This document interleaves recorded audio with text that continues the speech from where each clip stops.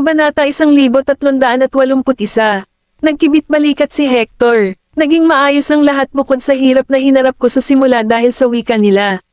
Gayunpaman, matapos na magtagal doon, nagkaroon ako ng mga kaibigan, at ang mga bagay ay bumuti sa paglipas ng panahon.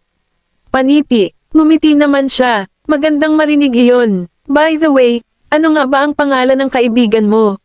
Dapat mong anyayahan siya sa Slakova balang araw. Kailangan ko siyang ilibring kumain para sa iyo. Ang pangalan niya ay Eric. By the way, ang tatay niya ay dating shareholder ng Luxella. Ewan ko ba kung kilala mo ang ama? Nagulat si Maisie. Sinong shareholder ng Luxella? Sagot ni Hector, Harry Knowles ang pangalan ng kanyang ama.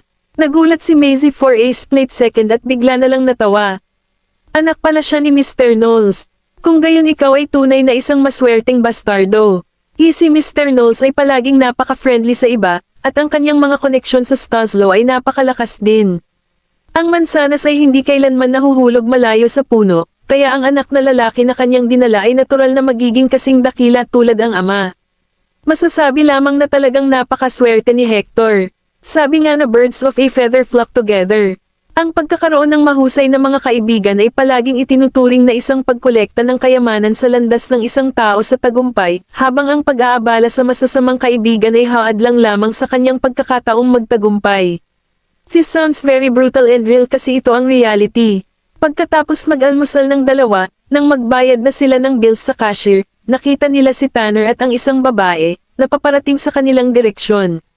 Hawak ni Tanner ang isang bata sa isang kamay at ang babae sa kabilang kamay, mukhang napakaganda ng buong tanawin, mainit at maligaya. Hindi nakilala ni Maisie ang babae, na si Pearl, pero medyo nagulat siya nang makita niya ito eksena. Nang makita si Maisie, natigilan si Pearl at saglit na tumigil sa paggalaw. Tumalikod si Tanner at tiningnan siya. Nakatutok ang tingin ni Maisie sa magkakadikit nilang kamay. Dahil sa bagay tungkol kay Pearl, hindi pa nakipag-affair si Tanner sa ibang babae sa nakalipas na 3 taon, at mas imposibleng magkaroon siya ng anak na ganito ang edad. Kaya, si Pearl lang ang aalagaan niya ng ganang pag-iingat sa mga panahong ito. Magalang nangiti ang bati ni Maisie sa kanila, sumunod kay Hector na paliko at aalis na, nilagpasan ang mag-asawa, at umalis na. Napalingon si Pearl. Maisie, napahinto si Maisie, dahan-daang tumalikod, at sumilip kay Pearl. Binitiwan ni Pearl ang kamay ni Tanner at lumapit sa kanya. Gusto kitang makausap. Sinulyapan ni Maisie si Tanner, at mukhang hindi niya ito pipigilan. Kaya, naglabas siya ng ngiti. Okay, naglakad sina Maisie at Pearl sa French window sa corridor. Ang mga halaman sa labas ng bintana ay mukhang napakaberde at masigla, na nagdadala ng ibang tanawin sa mga bubong sa paligid ng lungsod. Tumingin si Pearl sa bintana at dahan-daang sinabi, gusto mo akong makita 3 taon na ang nakalilipas, ngunit hindi ako pumayag para makita ka noon. Napalingon si Maisie sa kanya. Alam ko, dati galit ako sayo, pero hindi nakita kinamumuhian. Wala lang akong lakas ng loob na harapin ka. Tumalikod si Pearl at napatingin kay Maisie. Kasi, naiisip ko yung mga nangyari at yung mga ginawa ko noon tuwing nakikita-kita.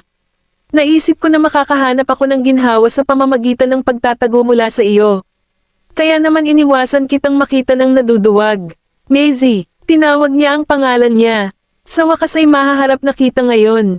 Lumapit si Maisie, iniunat ang mga braso, at niyakap siya. Namangha si Pearl at unti-unting naglaho ang kadiliman sa kanyang puso na tila ba nawala ang madilim na. Ulap na sumasaklab sa maulan na kalangitan pagkatapos ng ulan. Napalitan ito ng isang bahaghari na naghihiwa sa tapat ngayon ng malinaw na ang langit. Ngumiti si Maisie at inaliw siya. Ang ganda ng ginawa mo. Agad na namula ang mga mata ni Pearl.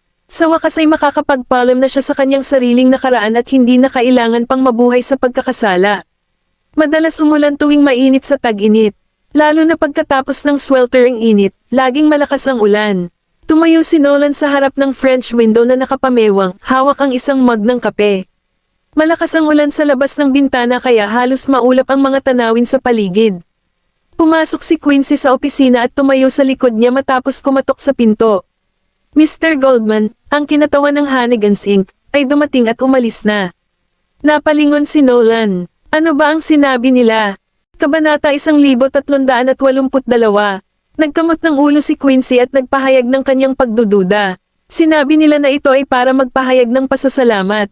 Talagang ibinigay nila sa atin ang mga karapatan sa pagtatayo sa Bronze Bay Hotel. Mr. Goldman, do enlighten me, ano ba ang iniisip ni Tanner?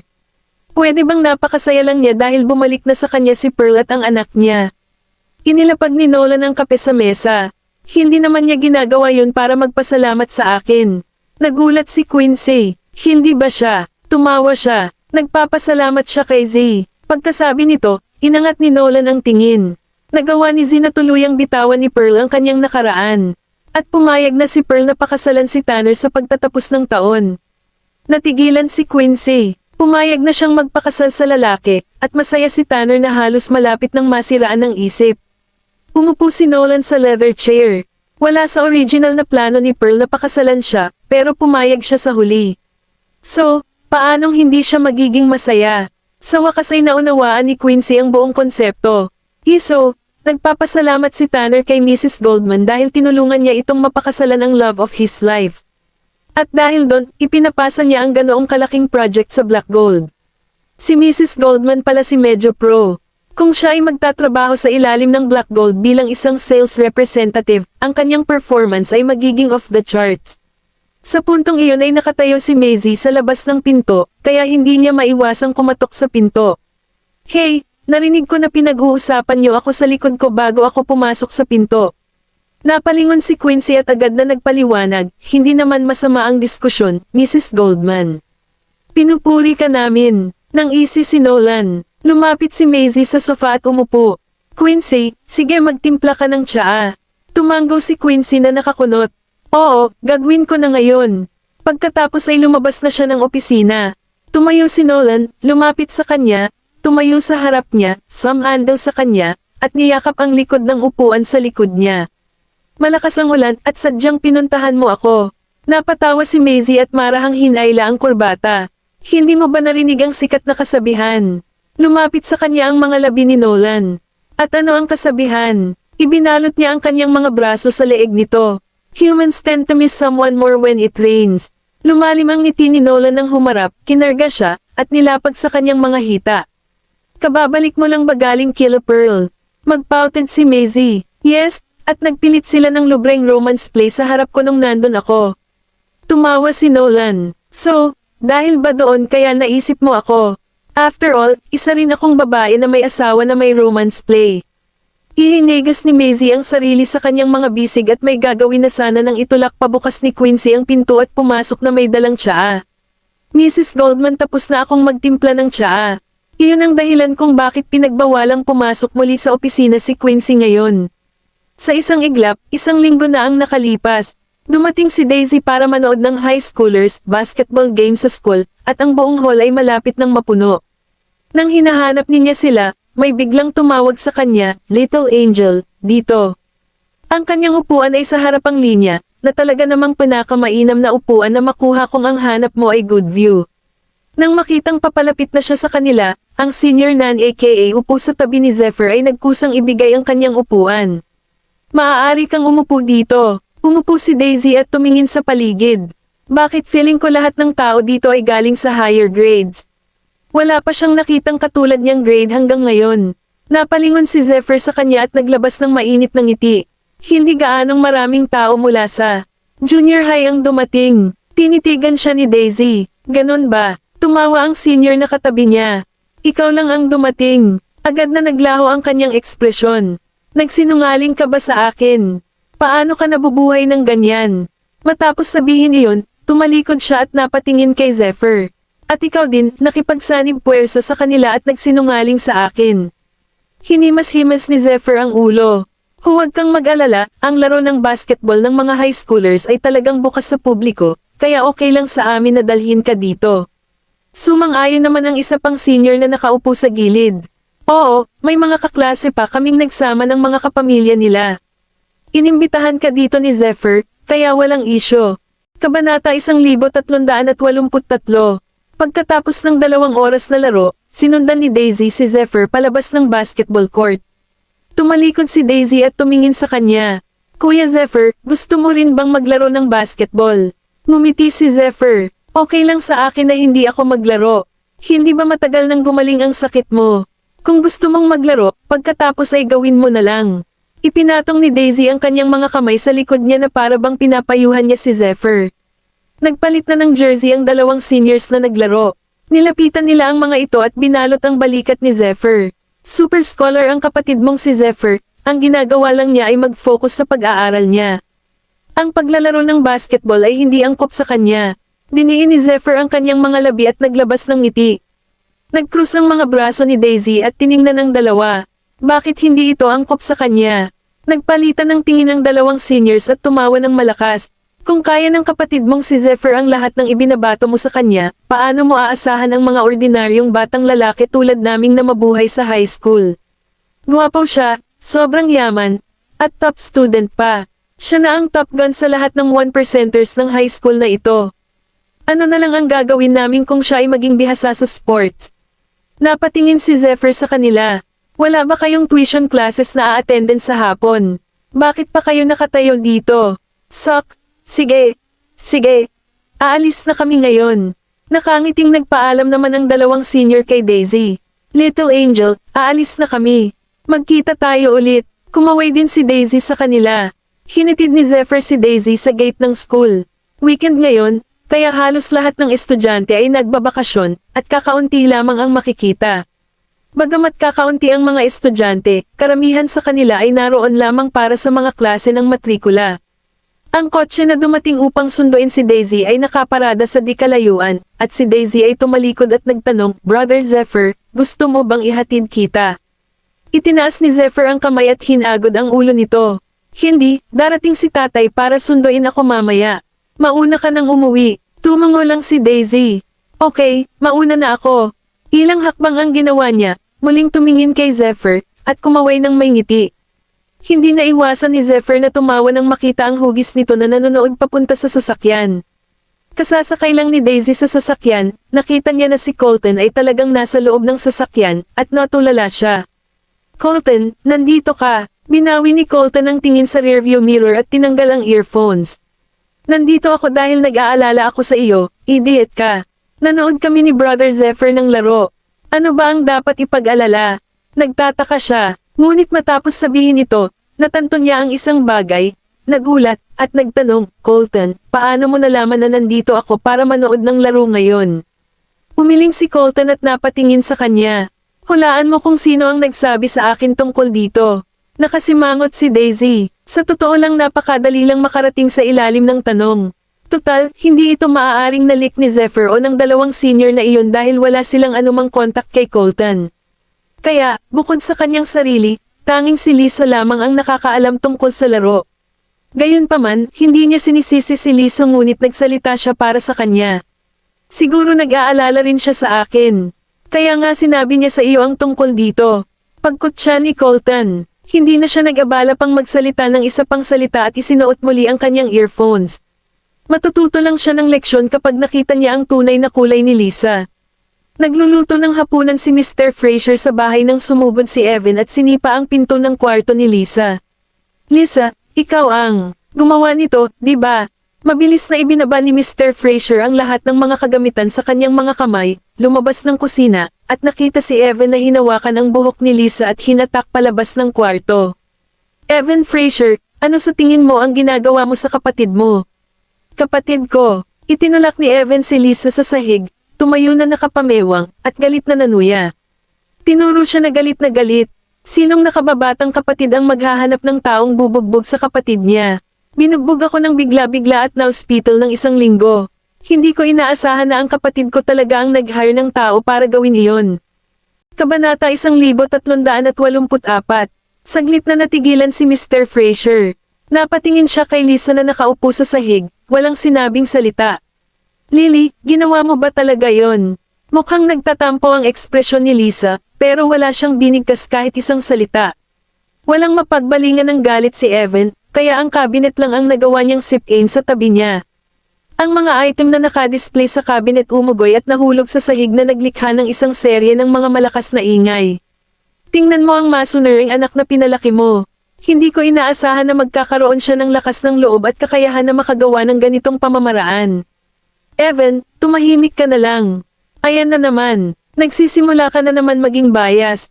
Kutsa ni Evan, nagpangatak ng dila, at diretsyong sinabi, upang matugunan ang kaiabangan ng mahal mong anak, kailangan mo pang mas gumastos para ipadala siya sa isang marangal na junior high, pero sa tingin ko hindi siya natuto kahit ano. Hindi, sa tingin ko ang tanging bagay na napulot niya sa paaralan ay ang pagsuhol sa iba. Nalampasan pa nga niya ako sa departamentong yun. Nagdilim ang ekspresyon ni Mr. Fraser, at wala siyang sinabi. Sa sandaling iyon, biglang bumangon si Lisa at nagmadaling lumabas. Lily, habang nalalaho ang paglubog ng araw at nananaig ang kadiliman sa kalangitan, naglalakad si Lisa sa kalye. Unti-unting nagliwanag ang mga ilaw ng neon sa gilid ng kalsada at nagsimulang palamutihan ang madilim na kapaligiran. Maging ang mga tindahan ay maliwanag na naiilawan. Inilabas niya ang kanyang cellphone at nag-login sa kanyang social media account. Mahigit sa 100 ng mga tagahanga ang natanto na hindi niya na-update ang kanyang feed ng balita sa loob ng ilang panahon, at sila ay nagsimulang mag-udyok sa kanya na i-update ang kanyang feed. Sinulyapan lamang niya ang mga mensahe at inis na ibinalik ang telepono sa kanyang bulsa. Isang sedan ang huminto sa pasukan ng isang hotel sa sandaling iyon, at ang babae na bumaba sa kotse ay may kargang 2.5 taong gulang na batang babae sa kanyang mga bisig, habang ang lalaki na lumabas ng kotse pagkatapos ng mag-ina ay walang suot na maskara. Kaya, nakilala siya ni Lisa sa unang tingin. Si Helios Boucher, ang sikat na aktor na nagretiro na sa facade ng entertainment industry ng 3 taon. Sa 3 taon matapos ang pagre-retiro ni Helios, bihira siyang lumitaw sa harap ng publiko. Palagi siyang low profile kahit bumubiyahe siya. Bago siya tumigil sa industriya, tuwing siya ay lumilitaw, palaging maraming tao, at lahat sila ay fans niya. Ngunit matapos magretiro sa industriya, ang kanyang itinerary ay palaging itinatago at hindi na nalalaman ng publiko. Hindi inaasahan ni Lisa na makikita niya mismo ang aktor na si Helios Boucher sa publiko, kaya inilabas niya ang kanyang telepono para agad na mag-record ng video. Matapos i-save ang video, siya ay nakaisip ng isang caption at ipinost ang video sa kanyang social media. Sa kasamaang palad, hindi niya alam na ang ginawa niya ay lilikha ng malaking kaguluhan sa lipunan. Kinabukasan, mahigit sa 100 ng mga media outlet ay baliw na nagmamadaling maging unang magulat ng balita na inilabas ni Helios ang kanyang asawa at anak para maghapunan. Sa pangkalahatan, ang mas pamantayan at kilalang mga ahensya ay tinatakpan ang mukha ng bata sa takot na maging sanhi ng problema. Pero pinili ng ilang hindi gaanong sikat na reporters na huwag takpan ang mukha ng bata para makakuha ng exposure at gumawa ng kapalaran sa pamamagitan ng balitang ito. Nalantad na ang mukha ng anak ni Helios, kaya maraming pasaway ang lumitaw sa internet sa paglipas ng gabi. Karamihan sa mga ito ay nagmula sa mga tagahanga ni Helios, na pinagalitan ang mga reporter para sa pagsisiwalat ng hitsura ng bata nang walang anumang autorisasyon. Nakaupo si Lisa sa loob ng classroom at nagtatala ng notes, at patuloy na nagba-vibrate ang cellphone sa bulsa niya. Sumilip siya sa podium at nakitang nagtuturo ang guro na nakababa ang ulo. Kaya, maingat niyang inilabas ang kanyang cellphone at natuklasan na nakatanggap siya ng 999 dagdag notification sa kanyang mga social media accounts. Nagtap siya sa screen, at lahat ng mga ito ay mga friend request, ngunit ang lahat ng mga ito ay idinagdag lamang siya para sawayin siya. Bakit hindi ka magpakamatay? Princess Lizzie, anong klaseng username? Hindi ka ba nakaramdam ng hiya at nahiya nang maglalantad ng video ng anak ng iba? Ang mga batang influencers ngayon ay puro walang katuturan lamang. Ang natutunan lang nila ay sumakay sa popularidad ng ibang tao. Tinuruan ka ba ng mga magulang mo na dapat hangarin na lumaki kang ganito? Ineng, nagdala ka ng lubos na malaking problema sa iyong sarili. Ang magagawa mo lang ngayon ay maghintay ng demanda. Nanginginig ang kamay ni Lisa. Natakot siya kaya naibagsak niya ang aklat sa mesa, at malakas na ingay ang bumasag sa katahimikan sa orihinal na tahimik na silid-aralan. Lumingon ang mga kaklase na nakaupo sa harapang bahagi ng klase para tingnan siya, at nagtaas ng o ang guro sa sandaling iyon at napasimangot. Lisa, ano ba ang ginagawa mo? Tumayo si Lisa sa takot, at namumutla ang mukha. Maria, ma'am, ako, Gus, gusto ko pumunta sa banyo. Nang makitang medyo mapatla ang mukha nito, tumanggaw ang guro. Gilasan mo. Kabanata 1385. Nagmamadali si Lisa na tumakbo palabas ng classroom. Pagdating sa banyo, nagtago siya sa cubicle at nanginginig na binuksan ang phone niya. Kalahati ng mga netizens na nagkomento sa kanyang post ay pinagalitan siya dahil wala siyang konsensya at sa pagiging immoral. Ang mga nagpadala ng friend request sa kanya ay pawang mga fans ni Helios. Nang makita ang mga hindi kasiya siyang komentong iyon, umupo si Lisa ng direkta sa toilet bowl habang umaalog ang kanyang mga binti. Tinapik niya ang browser at naghanap ng mga balita at impormasyon tungkol sa libangan, na pawang inookupahan ng video na kuha niya kagabi. Hindi niya inaasahan na ang video ay nirepost ng mga fans at netizens. Nasa sopas na talaga siya ngayon. Samantala, nakipag-ugnayan ang mga butcher sa mga media outlet at hiniling na alisin agad ang video. Sa kasamaang palad, ang hindi na censored na hitsura ng bata ay nakalantad sa lahat ng uri ng mga tao sa buong mundo. Kahit na ang mga artikulo at video ay binawi, hindi ito garantisadong hindi ito ikakalat ng iba sa pribadong paraan. Si Beatrice ay karga-karga ng kanayang lola. May hawak siyang maliit na suklay sa kamay para magsuklay ng buhok ng manika sa kabilang kamay niya. Siya ay bata pa at hindi alam ang nangyayari. Napatingin si Barbara kay Helios na nasa telepono habang nakatayo sa harap ng bintana. Maya-maya pa, binaba niya ang telepono at tumalikod. Lahat ng articles ay natanggal na, at yung mga videos na hindi pa na-censor ay nagawa na rin tanggalin sa internet. Naniniwala ako na ang pangyayaring ito ay malilimutan pagkatapos ng ilang sandali, tulad ng iba pang balita. Naiinis si Christina. Hindi ko alam kung sino sa mundo ang pwedeng maging ganoon ka-immoral. Napakabata pa ni Bea. Hindi ko sisihin ang taong iyon para sa pagkuha ng mga larawan o pag-record ng mga video, ngunit ang problema ay dapat nilang takpan ang mukha ng bata. Mabigat ang tugon ni Helios, ito ang dahil sa akin. Kapabayaan ko po ito. Hinawakan ni Barbara ang kamay niya. Napakaingat mo sa lahat ng ito. Hindi naman natin alam na may magre-record ng video sa malapit. Si Helios ay dating naglalakbay gamit ang kotse na nagkakahalaga ng daan-daang libong dolyar, ngunit nagsimula siyang magmaneho ng isang napakababang Mercedes-Benz na nagkakahalaga ng 10,000 dolyar mula nang magretiro siya noong industriya. Umupo siya sa tabi ni Barbara at hinawakan ang likod ng kamay nito. Kung gusto ninyong lumabas ni Beatrice, magsama kayo ng ilang bodyguards. Tumango lang siya. Sa oras na ito, ang katulong ni Helios ay pumasok sa sala. Mr. Boucher, natagpuan na namin ang taong nag-record ng video at ang orihinal na platform kung saan ang video ay na-upload. Pero, nagdalawang isip ang katulong. Kinarga ni Christina ang kanyang apo at nagtanong, pero ano?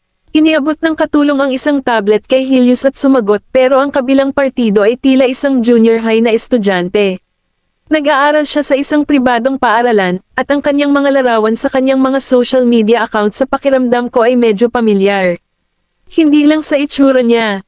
Matapos tingnan ang background ng ilang litrato, agad na napagtanto ni Helios na kuha sila sa Goldman Mansion. Ang babae sa photo ay nag-retouch ng kanyang hitsura sa mga larawang iyon. Medyo pamilyar ang itsura niya, at ang mga damit na suot niya ay tila kay Daisy.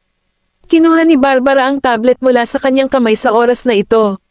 Tingnan ko nga, 2 hanggang 3 litrato lang ang kanyang nakita at agad niyang naalala kung sino iyon.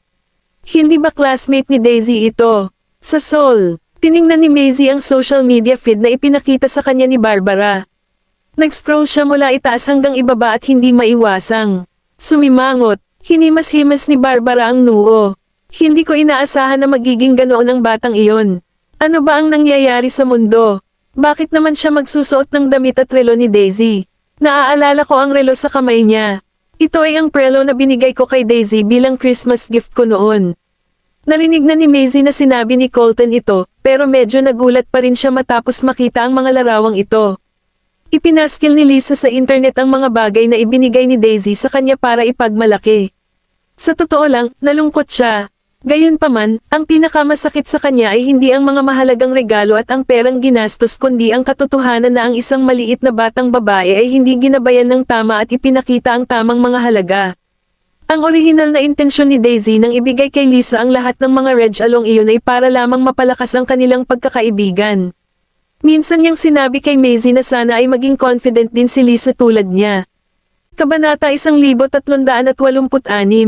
Lahat ay mayroon si Daisy, kaya hindi niya maintindihan na kapag ang tao ay nakakuha ng bagay na hindi nila dapat makuha, nagsisimula silang mag-isip na magiging madali ito sa susunod. Inilapit ni Maisie ang kamay sa noo niya dahil ito ang kanyang inaalala. Ako na ang bahala dyan. Napabuntong hininga si Barbara at tumingin sa kanya. Mas mabuti na wala kang gawin at hayaan mo na lang na ang guro o ama ang gumawa. Mahal na mahal ni Daisy ang kaibigang ito, kaya magiging masamang ideya para sa iyo na gumawa ng aksyon. Tumingin si Maze sa desk, malalim ang iniisip. Sa private middle at high school. Nagmamadali na hinatak ni Lisa si Daisy sa rooftop habang nakatingin sa paligid. Tumingin si Daisy sa paligid at bumalik sa kanya, "Lisa, may tinatago ka ba?" Hindi pa napanood ni Daisy ang balita, kaya hindi siya aware sa nangyari, at ang trend ay pinalitan, para wala na siyang makita. Kinagat ni Lisa ang labi at matagal na nag-aalangan. Lahat ng netizens ay kontra sa kanya at natagpuan ang kanyang impormasyon, kaya natatakot siya. Ayaw niyang atakihin dahil dito. Bigla niyang hinawakan ang kamay ni Daisy. "Ako, kailangan ko ng tulong mo." Mukhang natutuwa si Daisy na makatulong.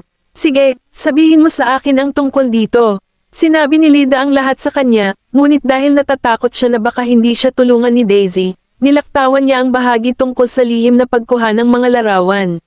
Sa halip, sinabi niya na si Helios ay aksident na lumakad sa frame habang siya ay kumukuha ng mga selfie. Naipost niya umano ang video nang hindi namamalayan kung sino sila. Tumingin sa kanya si Daisy na medyo nagulat. Napaluha ang mga mata ni Lisa.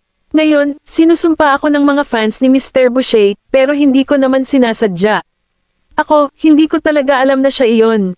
Pagkatapos noon, nagsimula na siyang tumingin kay Daisy na may puppy eyes. "So, pwede mo ba akong tulungan na kausapin ang mami mo? Alam ko na close ang mami mo sa kanya. Magiging maayos na ako kapag nalinaw niya ito sa kanya." Sumang-ayon si Daisy nang walang pag-aalinlangan. Matapos nilang masayang lumabas ng rooftop, mukhang inis na inis si Colton na nagtatago sa isang sulok. Sa gabi, pagkatapos ng klase, bumalik ang mga bata sa Goldman Mansion at nasalubong sina Maisie at Nolan, na ipababa na ng hagdan. Masayang itinulak ni Daisy ang kanyang bag sa mga bisig ni Colton at tumakbo papunta kay Maisie. "Inay." Nang makita ni Maisie si Daisy na nagmamadali para yakapin siya, napakunot-noo siya. "Ano ba ang nangyayari?" Magsasalita na sana si Daisy nang ilagay ni Colton ang kanilang mga bag sa sofa at sinabing, walang nangyayari sa kanya. "Gusto lang niyang hilingin sa iyo na magsalita para kay Lisa." Tumigil muna si Daisy at napatingin kay Colton na nagtataka. Medyo naglaho ang ngiti ni Maisie. "Daisy, alam kong close kayo ni Lisa, pero inilantad niya ang mukha ni Bea nang walang permiso. Alam mo ba kung gaano kasama iyon?" Hindi inaasahan ni Daisy na magiging seryoso ang kanyang ina tungkol dito, kaya nagpout siya, pagkatapos ay ibinaba ang kanyang ulo at sinabing, hindi raw niya sinasadya iyon. Nagkatinginan sina Maisie at Nolan bago naglagay ng kamay sa balikat nito. "Ano ang sinabi niya sa iyo?"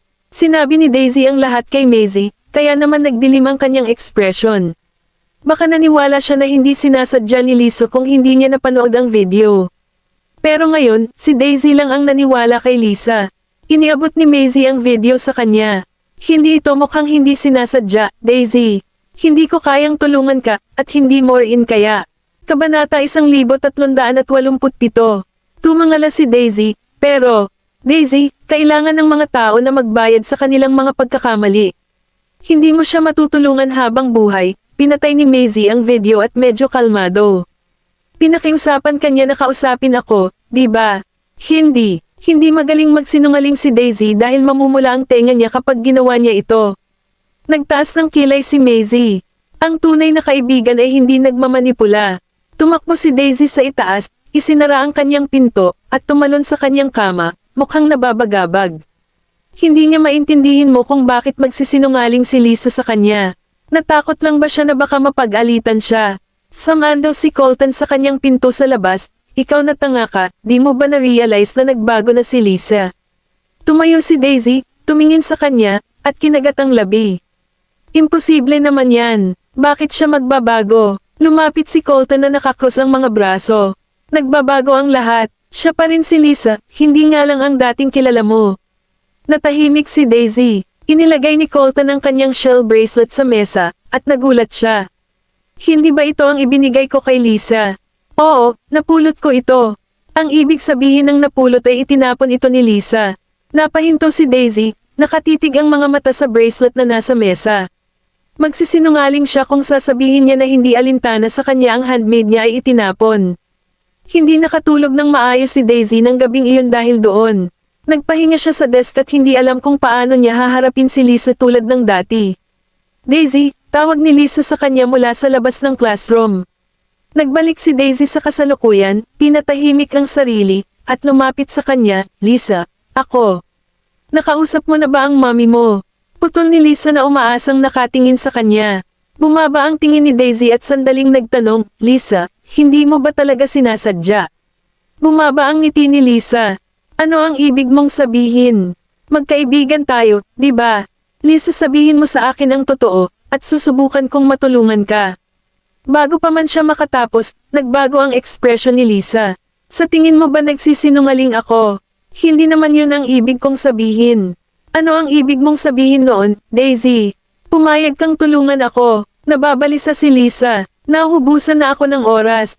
Lahat ng tao ay pinapuna ako. Ikaw lang ang taong makakatulong sa akin ngayon. Tiningnan ni Daisy ang palso ni Lisa. Bakit yung bracelet na binigay ko sa iyo ay nakay Colton?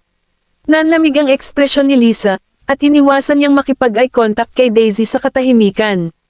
Huminga ng malalim si Daisy. Lisa, gusto kong tumulong, pero napanood ko na ang video, at alam kong takot kang mapag-alitan. Hindi kasi sisihin ni Uncle Helios kung humingi ka ng paumanhin. Kalimutan mo na to. Bumaba ang mukha ni Lisa, at mukhang hindi siya pala kaibigan. Kung ayaw mong tumulong, sabihin mo na lang. Hindi na kailangan ang lahat ng mga dahilan na ito. Siguro nakita ko na ang tunay na ikaw ngayon. Tumalikod siya at umalis. Napabigla si Daisy on the spot at hindi alam kung ano ang magiging reaksyon. Hindi na nakipagkita si Lisa kay Daisy pagkatapos noon, at kahit na magkabanggaan sila, nagpapanggap si Lisa na hindi niya ito nakita at dumaan lang sa kanya. Lahat ng nakakita niya ay magtatanong, Daisy, nagkaroon ka ba ng pagtatalo kay Lisa? Alam nilang lahat na close si Lisa kay Daisy. Ibinaba ni Daisy ang ulo at hindi sumagot. Hindi niya alam kung bakit magiging ganyan si Lisa. Kabanata 1388.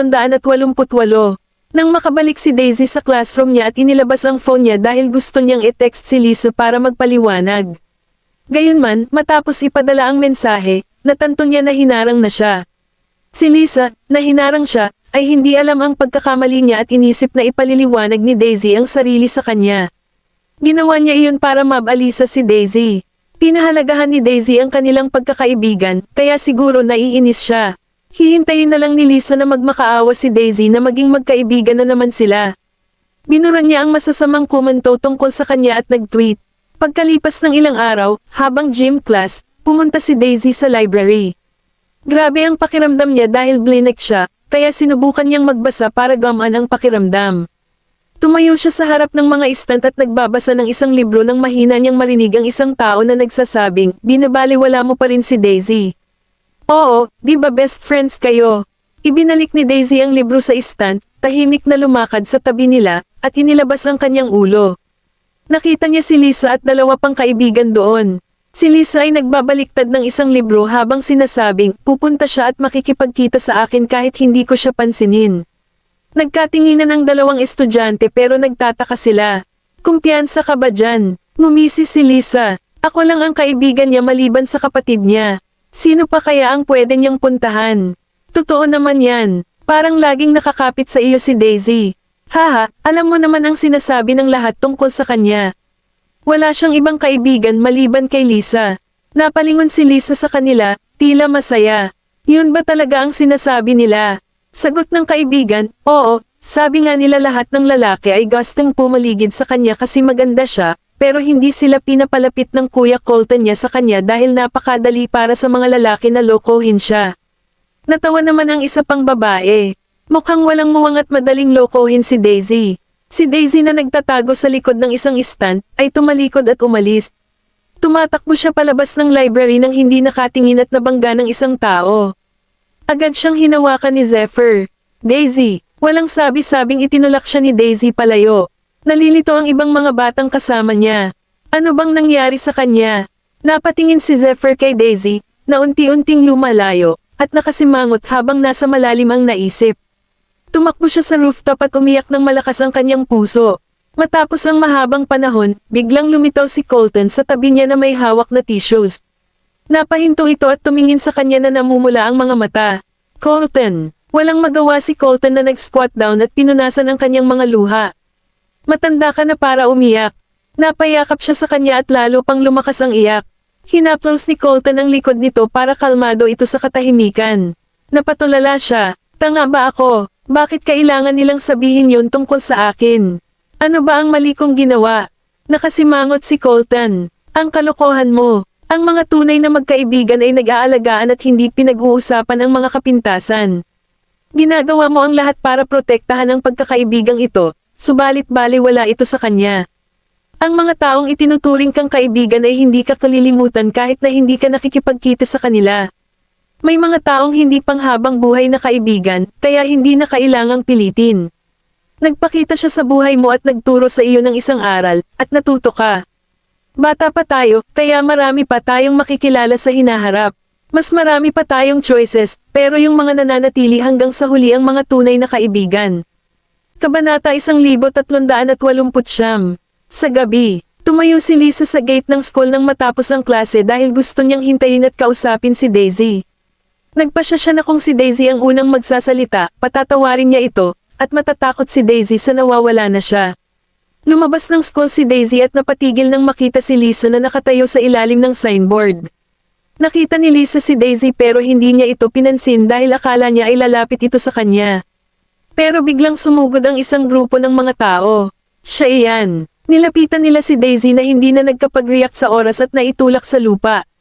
Natigilan si Lisa at lalapit na sana siya ng may babaeng nakamaskara na naglabas ng kanyang telepono at nagsisigaw, "Traidor," habang kinukunan. Paano mo nagawang ikalat ang impormasyon ni Helios gayong trinato kanya ng maganda? Alam ba ng tatay mo na traidor ka? Walang ideya si Daisy sa nangyayari, at naging blanko ang kanyang isipan habang pinagsasabihan siya ng mga tao at kumukuha ng litrato. Ano ang ginagawa mo? Tumakbo ang guro kasama ang gwardya habang ang mga estudyante ay nakatayo sa paligid at nagsimulang mag-usap. Nakita iyon ni Colton kaya agad siyang tumakbo palapit kay Daisy at tumayo sa harap nito. Ano ba ang ginagawa mo sa kapatid ko? Nagtaksil siya kay Helios. Oo, nilinaw nang nag-post ng video na hiniling ni Daisy na kunan siya ng video. Paano nagawang gamitin ng batang ito si Helios para maging viral at ilantad ang kanyang anak? Napakawalang galang niyan. Lahat sila ay mga tagahanga ni Helios na agad na nagpunta sa paaralan matapos basahin ang post ng paglilinaw. Wala silang pakialam kung sino si Daisy, kailangan niyang managot sa ginawa niya. Tinulungan ni Colton si Daisy na bumangon. Nakababa ang ulo niya, at tahimik siya. Nag-aalab si Colton sa kanila. Dapat ninyong tanungin kay Helios Boucher kung talagang ginawa ito ng kapatid ko. Tumigil ang mga fans at tumitig sa isa't isa. Napatingin si Colton sa mga tao at kay Lisa na mukhang mapatla at nanginginig. Paano nangyari ito? Gusto lang niyang linisin ang pangyayari para matigil na ang pagsumpa sa kanya, kaya ibinati niya ito kay Daisy. Malamang patatawarin siya ng mga fans ni Helios dahil sobrang close niya sa kanya, pero hindi niya inaasahan na dumating ang mga fans para atakehin si Daisy. Itinaboy ng mga guro ang mga estudyante at lumapit sa mga fans. Ito ay isang paaralan. Hindi namin papayagan na gawin mo ito sa aming mga estudyante. Umalis ka na ngayon o tatawag ako ng pulis. Hindi natuwa ang mga fans dito, kaya pinandilatan nila si Daisy at nagsalita ng traitor, snitch, at iba pa habang papaalis. Napabigla si Daisy habang niyakap siya ni Colton. Gusto niyang umiyak pero walang luhang lumabas. Ang kotse na naroon para sunduin sila ay nakaparada sa gate, kaya sinamahan siya ni Colton. Pagkapasok niya, lumingon siya kay Lisa. Bumaba ang puso ni Lisa, at hindi siya nang ahas na tumingin sa kanya habang hawak-hawak niya ang kamao hanggang sa umalis ang kotse. Sa hapagkainan, nabalitaan ni Maisie ang tungkol kay Daisy na inaatake ng mga tagahanga ni Helios sa paaralan at agad na ibinaba ang mga kubyertos. Sinabi ko na huwag mong spoiled din si Daisy. Hindi niya tuloy malaman kung minamanipula na siya. Kabanata 1390. Nagpatuloy sina Nolan at Nicholas sa pagkain ng hapunan at hindi sila nang ahas na magsalita. Tumayo si Maisie at umakyat. Napatingin si Nicholas kay Nolan. Narinig mo ba ang sinabi ng asawa mo? Hindi mo na pwedeng spoiled din si Daisy. Casual lang si Nolan tungkol dito. Parang hindi mo siya spoiled. Sabay pisil ni Nicholas sa kanyang mga labi. Apo niya iyon. Nasa kanila ang lahat kaya walang masama sa pagbibigay ng kung ano man ang gusto ng kanyang mga apo. Lumaki nga si Daisy sa ilalim ng lahat ng proteksyon na maibibigay nila, kaya nang iwan niya ang kanyang safety bubble, hindi niya makakayanang makatagal. Wala siyang mawang pagdating sa mga makamundong isyu at hindi niya alam kung paano magsalita sa mga tao. Masyado siyang inosente, at kung wala si Colton sa school nila para mag-alaga sa kanya, hindi man lang niya malalaman na minamanipula na siya. Gayunpaman, ang pangyayaring ito ay nakatulong sa kanya na maging mature ng kaunti, o hindi bababa sa naunawaan niya ngayon na ang mga pagkakaibigan hindi dapat mapanatili sa pamamagitan ng mga benepisyo. Iyon ay magiging mas isang transaksyon, at kahit na ito ay isang transaksyon, ang parehong mga partido ay dapat makatanggap ng pantay na benepisyo, tulad ng isang deal sa negosyo. Tumayo si Maisie sa harap ng kwarto ni Daisy at kumatok. Wala namang reply. Binuksan niya ang pinto at nakita niyang madilim sa loob. Nakakunot ang ulo ni Daisy sa likod ng kortina at malungkot na nakasandal sa pinto. Sumakit ang puso ni Maisie nang makita niya iyon. Lumapit ito sa kanya at sumandal para tumingin sa mga mata nito. Daisy, dapat umiyak ka kung nalulungkot ka. Umiling si Daisy. Ayoko nang umiyak. Akala niya ay nakakapagod ang pag-iyak, at wala nang luhang natitira matapos umiyak ng matagal na panahon. Huwag kang umiyak kung ganoon. Itinaas ni Maisie ang kamay at hinawakan ang ulo. Hindi ako umiyak noong mas malala ang sitwasyon ko. Hindi naman ito masama. Kumurap si Daisy pero wala siyang sinabi. Daisy, mas maswerte ka pa sa akin. May lolo ka na nagmamahal sa iyo, mga kapatid at tatay, at ako. Matagal nang pumanaw ang lola mo, at hindi ako mahal ng lolo mo nung bata pa ako. Lahat ng hirap ay pinagdaanan ko na mag-isa, at bata pa ako at hindi kailanman nagmahal. Hindi ko kayang basta-bastang yamakap kahit kanino tulad mo. Dahan-dahan tumayo si Maisie at hinayla ang kurtina palayo para maliwanagan ang kwarto. Ang bawat tao ay kailangang lumago, at hindi ito karaniwang maayos. Masaya ka talaga noong kayo ay mga bata, pero ngayon nasa junior high school ka na at may sariling ideya. Kapag nakapasok ka na sa high school at kolehiyo at pagkatapos ay lumabas na sa mundo, makakakilaala ka ng maraming tao at maunawaan na ang lahat ay may kani-kanilang sariling mga problema. May advantage ka sa iba, at maraming tao ang lumaki na may disadvantage, pero lahat ay pantay-pantay. Hindi mo pwedeng hilingin na lahat sila ay katulad mo. Si Lisa, halimbawa, kailangan mo siyang makilala ng mas mabuti kung gusto mo maging kaibigan niya imbes na pasayahin mo siya sa tingin mo ay gagana sa pagbibigay sa kanya mga regalo. Ang mga regalong iyon ay naging pabigat sa kanyang pamilya. Napalingon si Maisie sa kanya. Laging may kasakiman sa mga tao, naiintindihan mo ba? Sabay pisil ni Daisy sa kanyang mga labi at tumayo pagkaraan ng ilang sandali. Ma, gusto kong makita si Lisa. Ang kotse ay nakaparada sa mga labas ng bayan, at ang kalangitan ay nagiging madilim. Nagsimulang magbukasan ng mga lampara sa kalye nang tumayo si Daisy sa harap ng kotse. Nag-atubili siya ng matagal ng panahon bago nagpas siyang puntahan si Lisa.